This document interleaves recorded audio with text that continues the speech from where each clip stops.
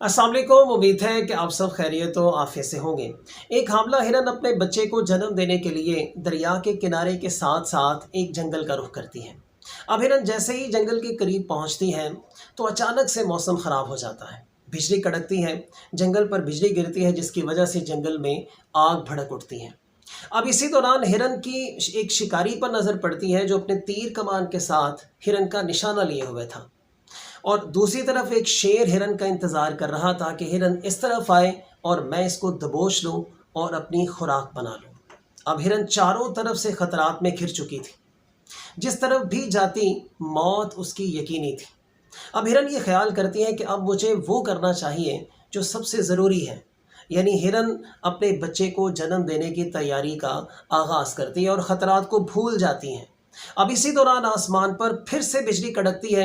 अब बिजली के कड़कने से जो रोशनी पैदा होती है उससे शिकारी की आंखें बंद हो जाती हैं, जिससे शिकारी का निशाना ख़ता हो जाता है और तीर सीधा शेर को जाके लगता है और शेर वहीं पर ही ढेर हो जाता है, वहीं पर ही वो मारा जाता है। और इसी दौरान बहुत तेज़ बारिश होती है जिससे जंगल की आग बुझ जाती है। वो हिरन जो थोड़ी देर पहले चारों तरफ से ख़तरा से घिरी थी, उसके सारे ख़तरे ख़त्म हो जाते हैं।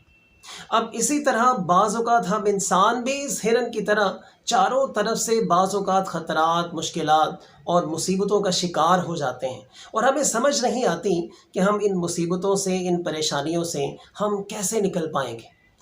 इस दौरान जब भी कभी आप या हम सब मुश्किलात में घिर जाएं, ख़तरात में घिर जाएं, परेशानियों में घिर जाएं, तो फिर हमें सिर्फ एक काम करना चाहिए जो बहुत ज़रूरी है, और वो है दुआ।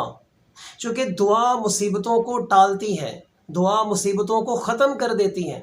बस आपने इतना सा काम करना है कि आपकी दुआ आपकी मुसीबत से बड़ी होनी चाहिए। अगर हम दुआ अपनी मुसीबत से छोटी करेंगे तो हम कभी भी मुसीबत से जान नहीं छुड़ा सकते। अगर हम ये चाहते हैं कि हमारी मुसीबतें ख़त्म हो जाएं, हमारी परेशानियां ख़त्म हो जाएं, हमारे ख़तरात ख़त्म हो जाएं, तो फिर हमें अपनी दुआ को अपनी मुसीबत से बड़ा करना होगा। अब यहाँ पे एक सवाल ये सामने आता है कि हम अपनी दुआ को बड़ा कैसे कर सकते हैं। दुआ को अगर हम बड़ा करना चाहते हैं तो बस आपने पूरे दिल के साथ दुआ करनी है और पूरे यकीन के साथ आपने दुआ करनी है। जैसे ही आप अपने दिल से और यकीन से अल्लाह ताला से दुआ करेंगे, हमारी दुआएं उतनी बड़ी होना शुरू हो जाएंगी और मुसीबतें छोटी होना शुरू हो जाएंगी।